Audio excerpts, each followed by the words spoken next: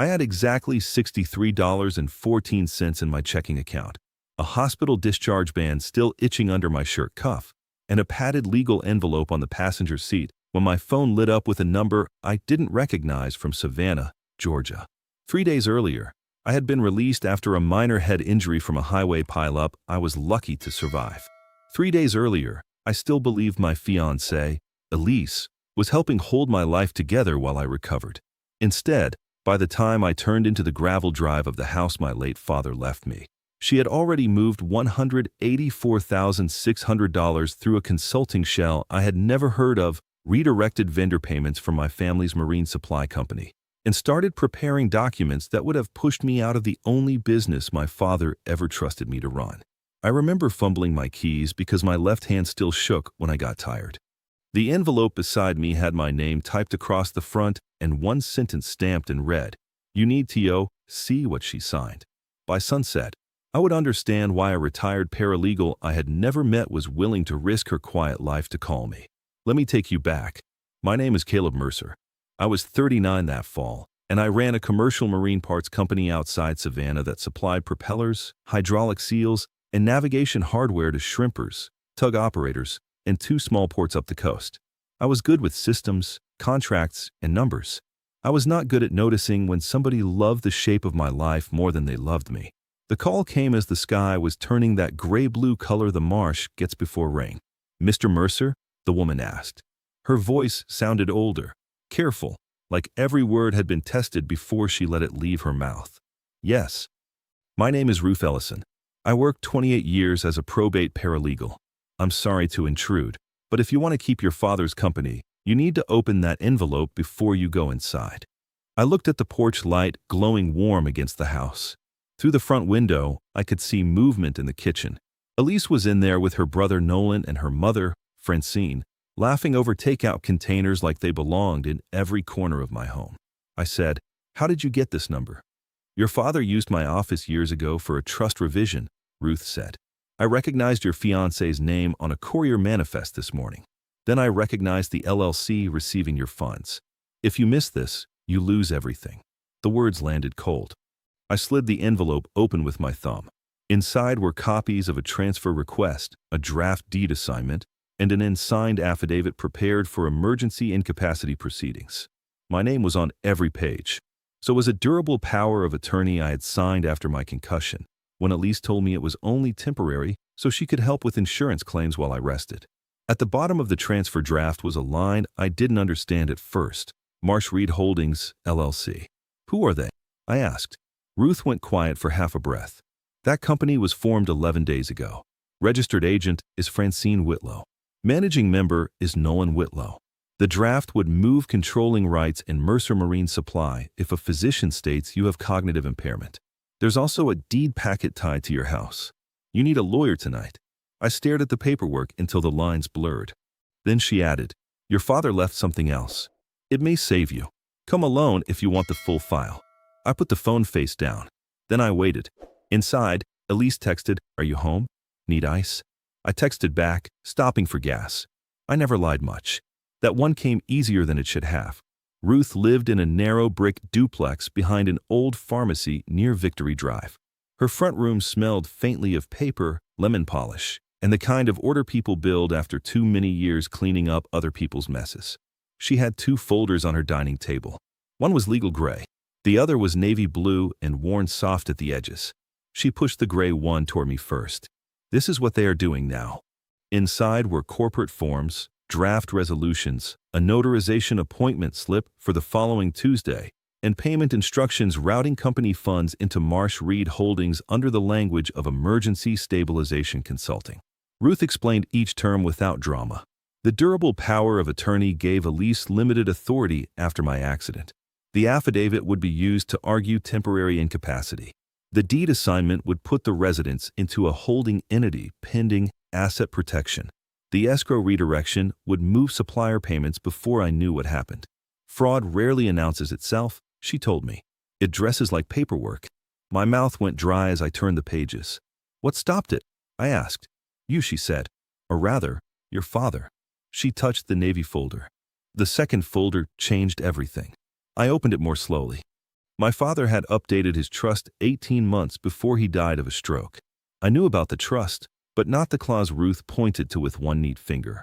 It was a fraud carve-out embedded beside a canary clause in the operating agreement for Mercer Marine Supply.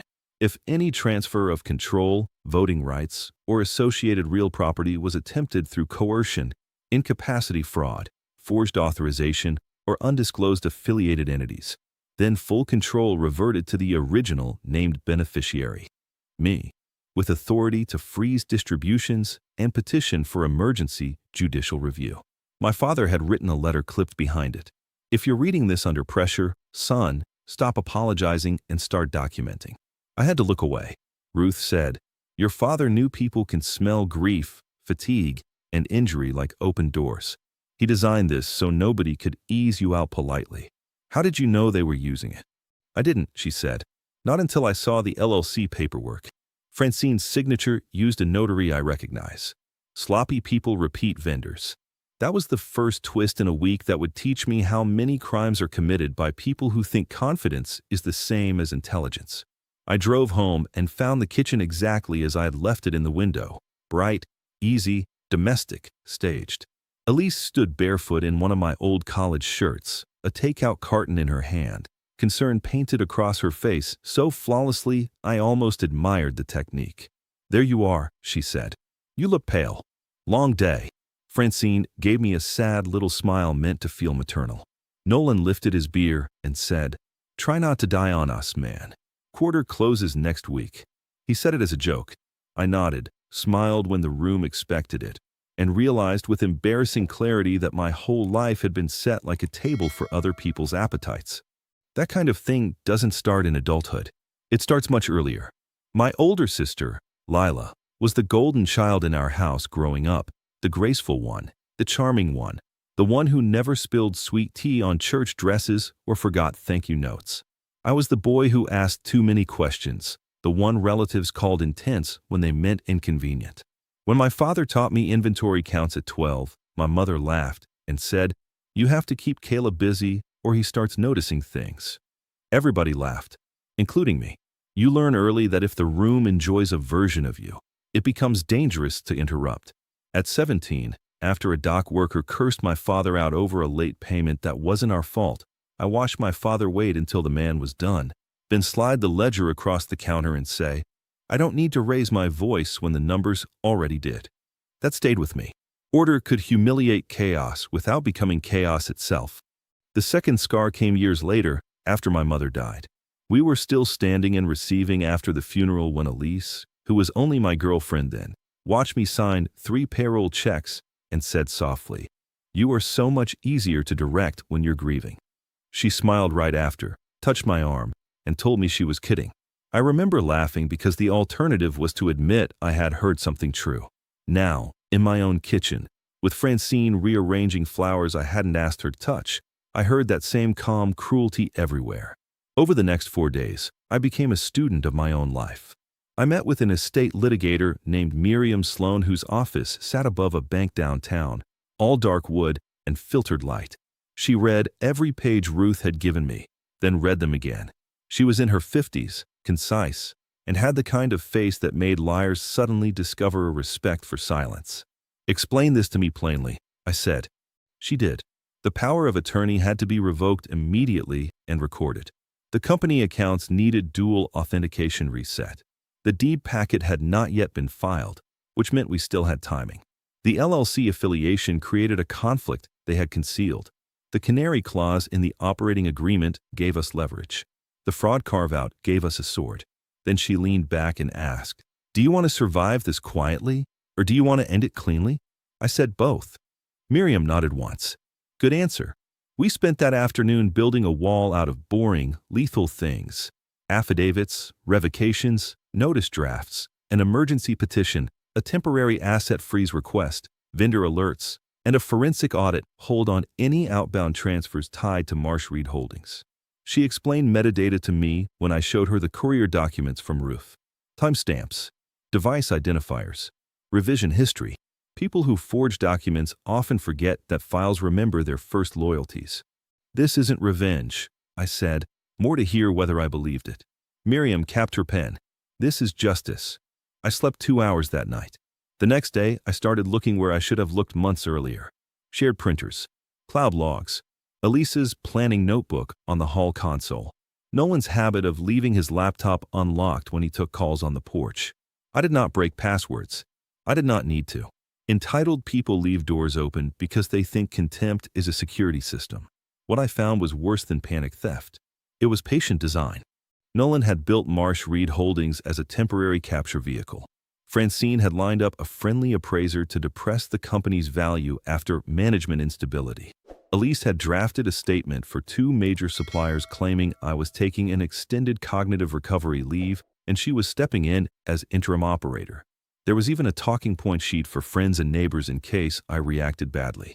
It described me as emotionally fragile, financially confused, and resistant to help. My flaw has always been that I stay too calm too long. People call that maturity when it's really a form of self-erasure. I let things ripen past the point where most people would already have walked away.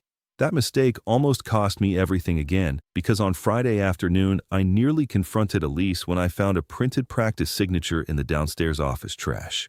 My name repeated 10 times in blue ink. 3 versions shaky, 2 nearly perfect. I stood there holding the sheet, heart hammering, and for one stupid second I wanted the relief of shouting. Instead I took a photo, put the page back exactly where I found it, and closed the trash lid. Then I waited. Saturday brought the second uniqueness twist, one I did not see coming. Ruth called and asked if I had a minute. When I met her in a diner near the river, she told me why she had really recognized Francine's paperwork so quickly. Francine used to date my ex-husband, she said, stirring her coffee without drinking it. Years ago, she ran the same gentle worried act back then. Different target, smaller estate. I stared at her. She didn't know I kept copies, Ruth said. Nothing criminal enough to stick. Just enough to teach me her style. Why help me? Ruth looked toward the window. Because one day I was slow to believe someone who should have been protected. I've regretted that for 15 years. That was all she gave me, and it was enough. By Monday, Miriam had everything ready except one thing: the venue.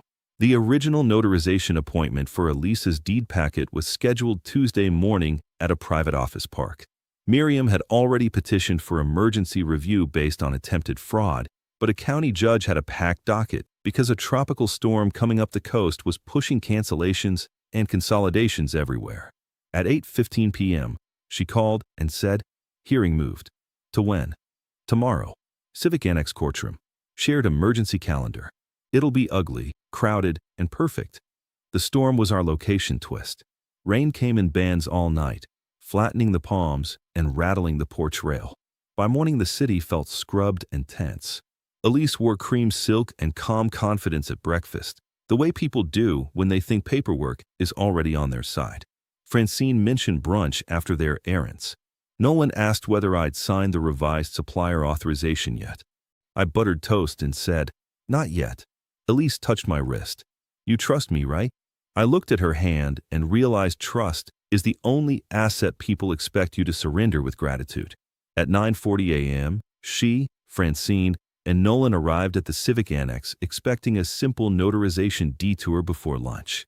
Instead, they found Miriam, Ruth, a court clerk, 2 supplier representatives who had been subpoenaed after the vendor alert, and Judge Albright squeezing emergency matters into a room that smelled like wet umbrellas and paper.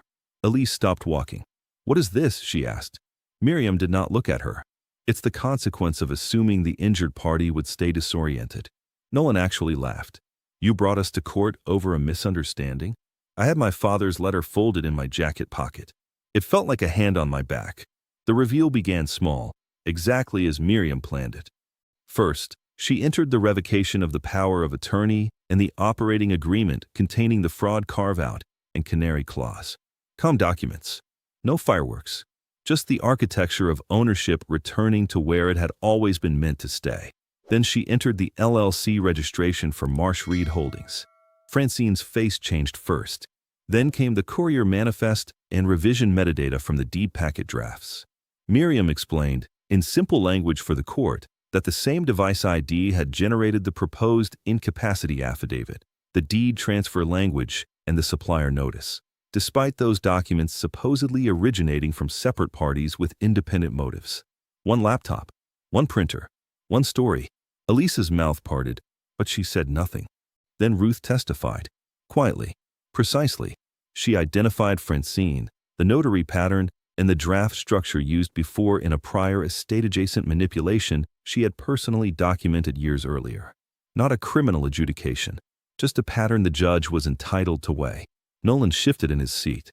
Then Miriam introduced the practice signature sheet. She did not use the word forgery until the handwriting analyst's preliminary affidavit was read into the emergency record. She let the court walk there on its own. At that point, Elise finally spoke. "This is insane," she said. "Caleb was confused after the accident. I was protecting the company." Miriam handed the clerk a binder.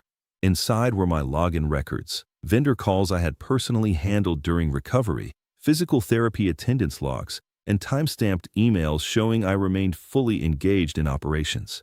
No confusion, no incapacity, just inconvenience to people who needed me weak long enough to steal cleanly. The courtroom went silent. It is a strange silence, not dramatic, not cinematic. More like a room collectively recognizing that one person's confidence has just detached from reality. Judge Albright's voice stayed flat as he reviewed the emergency petition. Temporary asset freeze on the contested transfers. Immediate injunction against filing or executing any deed related to the residence. Preservation order on devices associated with the draft documents. Formal referral for fraud investigation. No contact regarding company vendors except through counsel. Marsh Reed Holdings named for expedited review. Francine started to cry. Nolan stood and tried to reframe it as family misunderstanding. The judge shut him down in 6 words that I still think about sometimes. Fraud does not become familial because it's domestic. Elise looked at me then, really looked, as if she had expected me to disappear into the chair and was offended to find I still occupied my own life. "Caleb," she said, softer now, for the court, for the room, for whoever might still be buying her performance. "We can fix this privately." I answered her the only honest way I knew. "You were never trying to build a life with me. You were trying to outlast my usefulness." Her face tightened, not with shame, with irritation. That was the 3rd layer of the public set piece, the nuclear one. Miriam submitted the final exhibit. A voicemail Elise had left on Nolan's phone by mistake and then deleted, recovered from a synced business tablet during the forensic hold. In it she said, very clearly, "Once the deed moves, he can keep the houseplants for all I care." Not dramatic, not threatening, just contempt. Pure and bright enough to make every previous lie collapse under its own weight. By noon, the hearing was done. By 2, the title office had notice. By 4, both supplier representatives had confirmed in writing that any future communication from Elise or her family would be ignored pending counsel. And by 6, when the rain finally eased, Elise was standing in my foyer with a single suitcase and no usable script left. She tried tenderness first. "You know my mother pushes too hard." Then tears. "Nolan makes everything worse." Then accusation. "You humiliated me." I held the front door open. "You made a plan for my ruin while I was relearning how to drive without dizziness," I said. "Humiliation is not what happened to you. Exposure is." She looked past me into the house as if maybe enough longing could still convert property into belonging. Where am I supposed to go? It would have been easy to say something cruel. Easy and cheap. "Somewhere that isn't built on my name," I said. She walked out without another word. That should have been the end, but justice is rarely a single room, a single filing, or a single afternoon. It's a series of doors closing in the right order. The fraud referral triggered a broader review. The consulting shell tied Nolan to 2 other questionable transfer attempts in neighboring counties. Francine's old patterns came back under fresh light. Elise lost access to every company channel she had tried to speak through. The temporary orders became longer orders, then permanent ones. Her application to sit for an advanced fiduciary certification was suspended pending the investigation. She was not a lawyer, despite what people assumed from the way she talked, but she had built her future around proximity to trust and authority. That future narrowed fast. As for me, I had to clean more than accounts. I changed passwords, yes, banking credentials, vendor authorization trees, mail forwarding, insurance beneficiaries. But the harder part was emotional inventory. which rooms still felt like mine, which routines had become surveillance of my own peace. Whether silence in a house meant safety or just the pause before manipulation. For a while I left lights on at night because darkness felt staged. Ruth checked on me twice a week at first, always pretending she just had an extra pie or a question about marine paint. Miriam billed me efficiently and told me to eat actual meals. My sister Lila, to her credit, surprised me. She drove down from Charleston one Saturday, walked my porch without offering a single opinion, and finally said, "Dad trusted you because you notice things. You're allowed to notice yourself too." I did not know how badly I needed to hear that until I sat down on the steps and cried for the first time since the accident. 1 year later, Mercer Marine Supply had its best quarter in 12 years. Not because I became ruthless, because I became legible. I stopped handing access to people who confused affection with entitlement.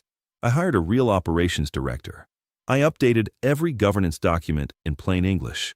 I put my father's letter in a frame inside the office where only I could see it. The house changed too. I repainted the downstairs office, tore out the hall console where Elise kept her pretty little notebooks, and planted rosemary and jasmine along the front walk because the place had smelled like rain and fear for too long. Ruth came for dinner once a month. Miriam still sent terse emails that sounded like legal memos written by somebody's exhausted guardian angel. Lila brought her kids on Sundays, and the rooms finally learned how to hold laughter that didn't sound rehearsed. Elise took a plea on reduced fraud-related charges tied to attempted instrument filing and financial misrepresentation. Nolan ended up owing more in restitution and penalties than he ever expected to siphon from me. Francine moved inland to live with a cousin. I never checked again after that. Karma does not need an audience from the injured party to keep doing its work. The lesson was simpler than I wanted it to be. Boundaries are not cruelty. Documentation is not paranoia. And love that requires you to become less aware, less exact, less yourself was never love in the first place. Sometimes people ask when I knew it was over. They expect me to name the hearing or the voicemail or the forged signature sheet. But it was earlier than that. It was the moment in my driveway when a stranger's warning sounded more honest than the life glowing behind my own front windows. That was the real beginning. So tell me, what would have broken your trust first? The hidden paperwork, the practice signature, or the calm way they acted like your life was already theirs? And if you like stories where justice comes from evidence, patience, and one good lawyer, subscribe and stay with me.